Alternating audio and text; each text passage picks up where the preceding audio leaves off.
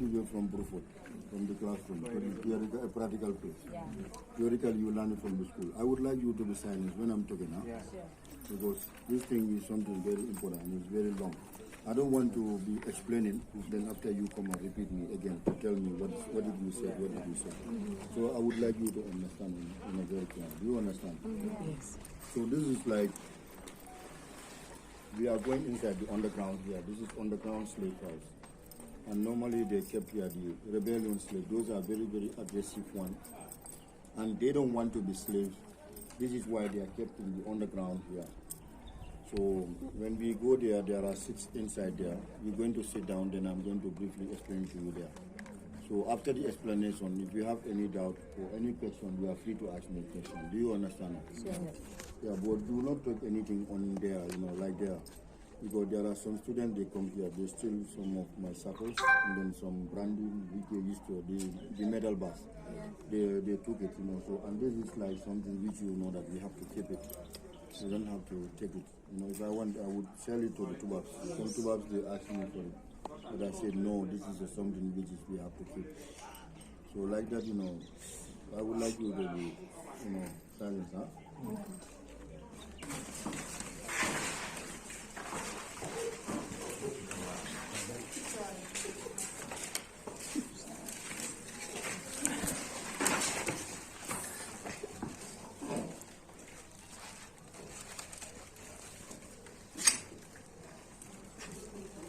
So I will here. So like I said here, my name is Abdullah Sidibé, and they call me Alaji Sidibé, Mr. Sidibé. Like here, it was my father before, but my father is very old until he died at the age of 100. But he is the one who built the National Museum in the Gambia here, and he has his own archive, artifacts, library in his compound. And many people do used to go to him and make resettlement. And me also, I learned from him, from the school, some oral and some written history, and we keep it and then we tell it to the people. So like that, this place here, then this is the underground dungeon. Like I said, this is underground slave house. Upstairs, downstairs, there was a floor here, ceiling floor. This was sealed here. Even you shout here, nobody can be able to hear you upstairs, and it's very low. So the white people will be upstairs. Downstairs is the black people here. And those are very aggressive. They don't want to be slaves. That's why they call them aggressive. They kidnap them. The kidnappers, they are not slave masters, but they are kidnappers. They kidnap our people here, and they take them to Europe and America to make them there as slaves. So that's how they used to take them. Then after, when they are taking them, they will be kept here for 14 days.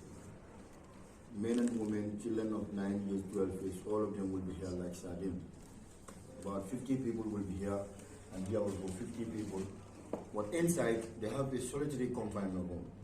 In this solitary confinement room, there is a small cells there. There are small cells there, whereby they used to put them in those small cells. There are metal bars across inside the wall. And when you are kept there, they were just about to kill you there because of there no food, no ventilation. Almost you die there. So these holes there, and this hole, this is where they throw their food. There is hole there, and there is another hole down there. That's where they throw their food, and they get the ventilation there.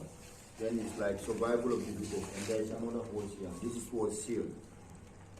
So this is a tunnel, and there is a drain pipe connected to the river Gambia. And when the river is high tide, it normally have the water here, and when it's low tide, it doesn't have the water.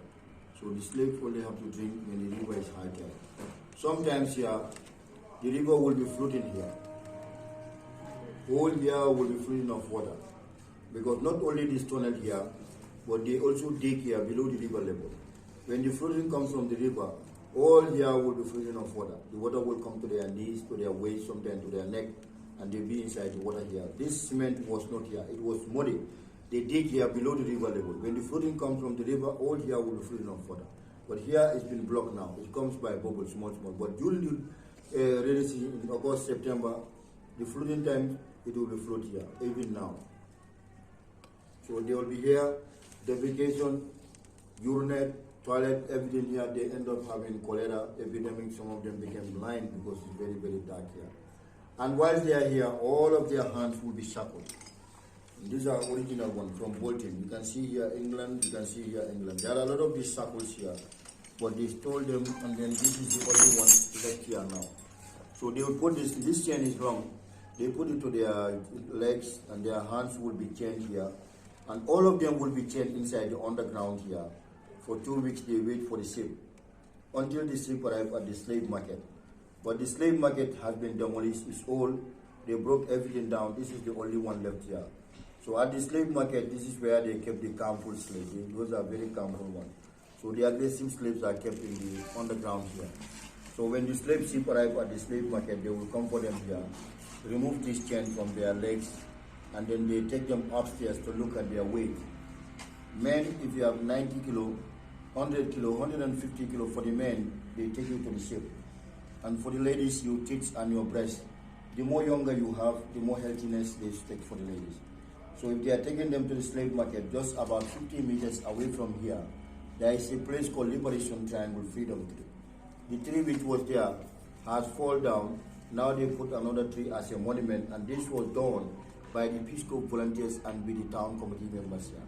If you happen to escape from them here, then you run to the tree and you hook this tree or you touch it, they will brandy you. There is an iron brass here. Like I said, they stole it again. This one has been stolen by the people here because I was not here. So they brandy them because they put it in the fire. When it's very hot, they stamp it onto your arm or to your back. They will brandy you, and this is, they will register your name. And when they show you again with the brandy mark, this is like we are free, but not completely free, but we are going to still work with them to go and catch some black people for them, bring them here, or some dead bodies here. You know, they pick them up and throw them at the river for the fishes and the crocodiles. Those days, a lot of fishes and the crocodiles here, but now too much of noise of machine, the agents, that's why they run away. You're gonna find them here now. You can only find them maybe when you make a boat trip. You can be able to see some hippos and crocodiles there. There are some tubabs when they come here, they go to there and they make a boat trip to see some hippos there.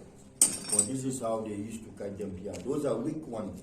Still, you know, you are here, but you are very big. They give you beans. After giving you beans for 1 week later, 2 weeks later, if you don't have 90 kilo, 100 kilo, they don't take you for the ladies, your tits and your breasts. That's how they used to take them. Because why they do that? Because they rape the young girls so that they can have more slaves.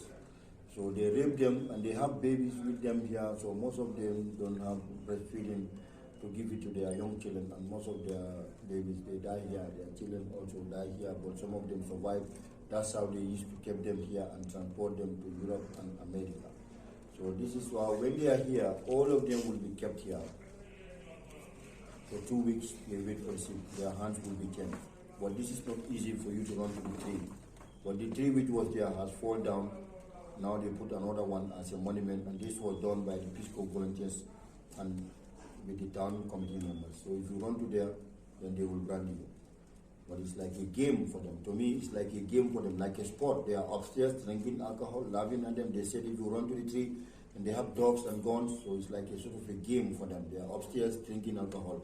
They just laugh at them. They just shoot you, or the dogs can bite you. So maybe one or none of them will be escaped to that tree. Do you understand? But this is like 300 to 400 years ago.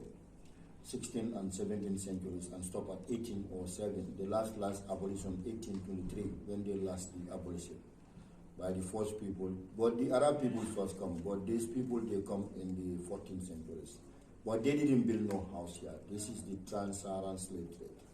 The trans-Saharan slave trade, this was, you know, the Arab people. They came first, they want to introduce Islam. But while he came, they didn't only do that. They were also making some people here as slaves, and they transport them to the European and they sell them there. So the European before, they don't realize to come to West Africa here. They were going to India to catch the Red Indians. So the Red Indians were not very much strong. Some of them get sick and some of them get died.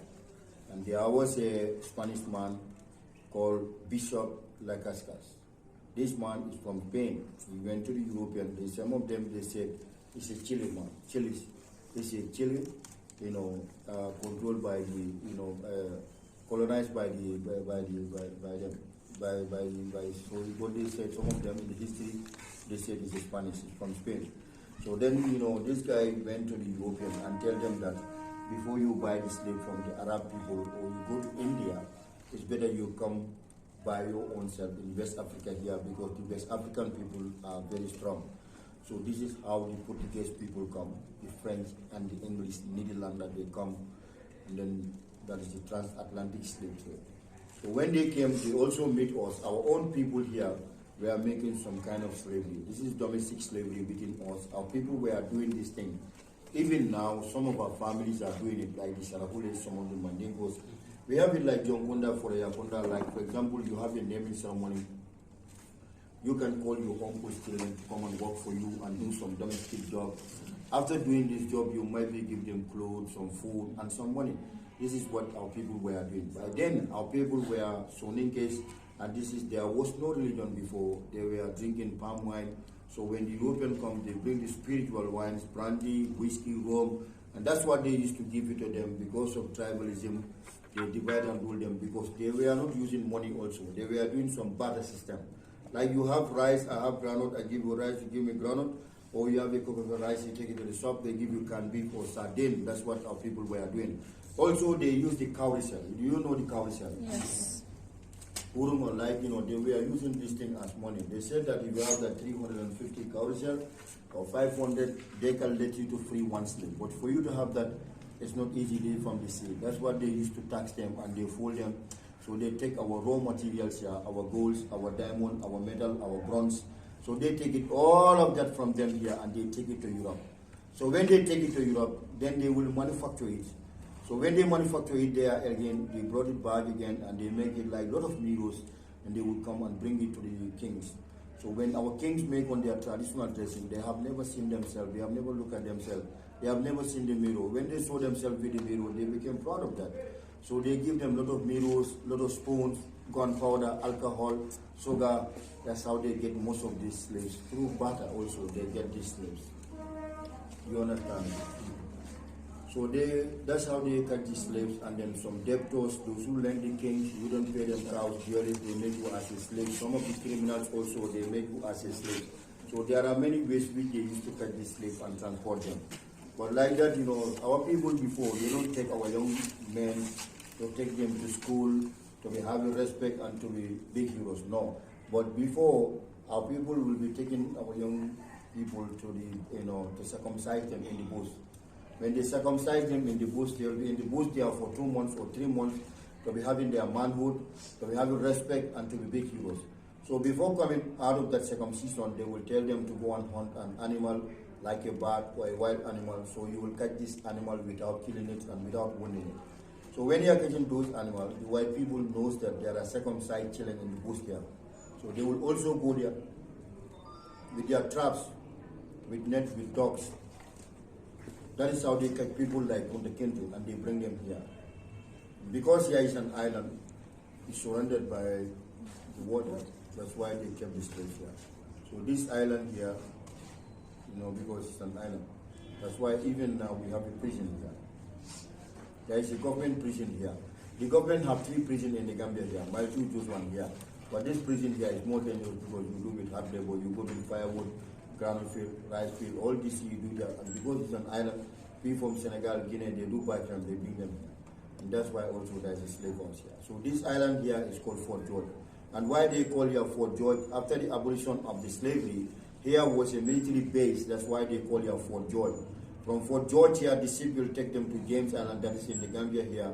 From James Island to Gore Island in Senegal, from Gore to other African countries, Sierra Leone, Liberia, and then they will take most of them to South America, Baltimore, and Caribbean, like a triangular slave trade, West Africa here, Europe, and America. So most of them died on the way going.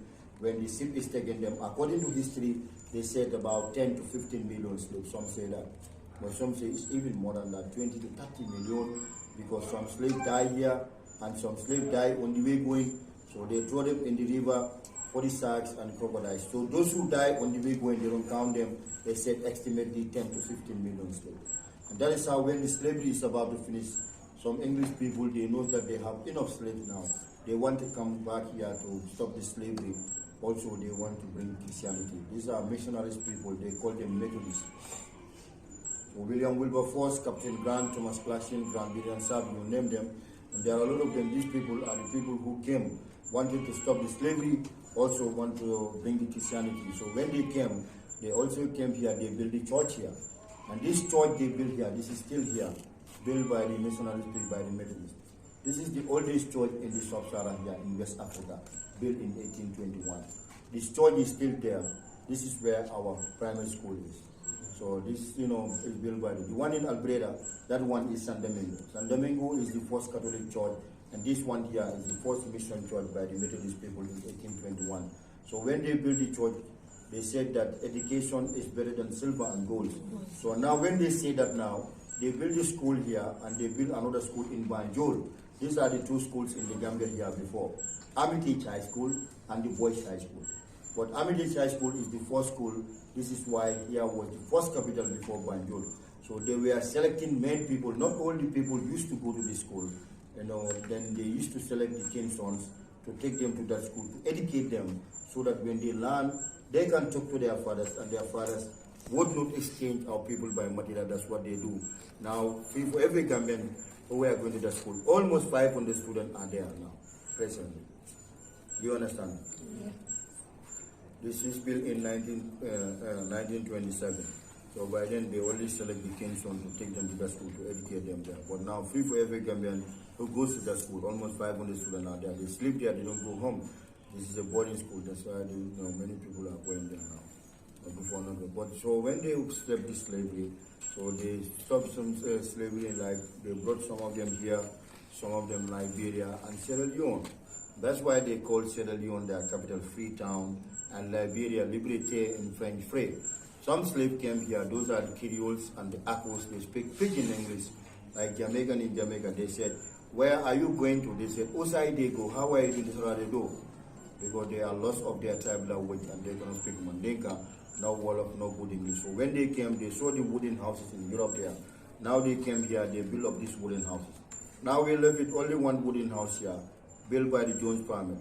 If we go to Banjul, there are a lot of those wooden houses there. They built because here is very warm and very hot. That's why when they came here, they decided to build up this wooden house so that they can live in this wooden house. Do you understand? But now it's like that, this place here also is having three names, this island. And why all this name came about, Janjanbureh, Joytown, Mccarthy, and this is very confusing. Like when somebody asks you, where do you come from? You said Janjanbureh. Where do you come from? Joytown. Where do you come from? Mccarthy. This is only here, which is having three names to this island. And why all this name came about, they named it after some relative. This is locally here. Locally here, they call it Janjanbureh because why? They are the first founders of here. These are local people from Nyani. Nyani is the north bank. This, when you cross this river here, this one is Nyani. That's the north bank. This one is Foladu, south bank. So this is an island. The Fulani people, the Mandingo people, like this is an island. So the Janjanbureh were coming from Nyani. They were coming here to do the farming, and they were palm wine tappers also, and they were doing some hunting. These are twin brothers. They separated. They separated and they scattered. They run away. They separate. So when they say that, Iborita is Janjanbureh. Iborita means Janjanbureh, means that they are scattered and they are split up. So they named it from those people named Janjanbureh. This is how it was called now, locally and officially they call it like Janjanbureh locally. But King George was the first governor here, from England to Sierra Leone to here as the first governor. And Sir Charles Mccarthy is the first administrator here. So they named this town from those guys named Joytown and also Mccarthy. These are two English people. Joytown and Mccarthy, they are the first administrators here and the first governor, King George and Sir Charles Mccarthy. So that's how they named this town from those people's names, Joytown and also Mccarthy. This is very confusing. Like I said, when they ask you, you can tell them Janjanbureh, you can tell them Joytown, you can tell them Mccarthy. But locally now it's called officially Janjanbureh. You understand? Yes. So that's how it was going on, like, slavery, it's very brutal and it's still going on. When you are here, I normally advise you, like, let you make the best use of your education. Education is not like to go to school and learn and have the money, but to make the basis of your education, let nobody fool you. And the slavery this way has gone, but there are still slavery going on. Mental slavery is going on, but this is not you and this is not me. If at all is our time here, me and you, we will all die here. Even one day, 2 days, we die here. But those ancestors, they are more energetic and taller and very strong. So God has made it for we to learn from these people. So if at all we are not learning from these people, it's still going on, so it's a problem. Because like from our own Gambians, it started like they were going to this bad way, and then right now it's happening, they go to this bad way, they go to Libya, and they sell their own Gambian to the Libyan people. And the Arab people can do anything just to get money. So, and also from my experience since 1996, I'm here, I'm seeing some of the youngsters, young girls, young boys, they all come here with the grandmothers of Tubab, grandfathers of Tubab, they call them baby, baby, and these people want to marry them, and because they give them some token of money, and then they buy them cars, they build compound for them, they give them bank account. Yes, but this is nothing. So like that, they just spoil your day. Also, they can even give you sickness. Why didn't they go to the Europe there and do that to follow their youngster there? They said, let's go to Africa. Because the mentality is that the white people get the money, so they only follow them. They only follow them and they do this thing. Because our leaders, they term these, white people as semi-gods, and they just, worship them. And even so, they show you with the white man, they will just force greet the white man, but before they greet you.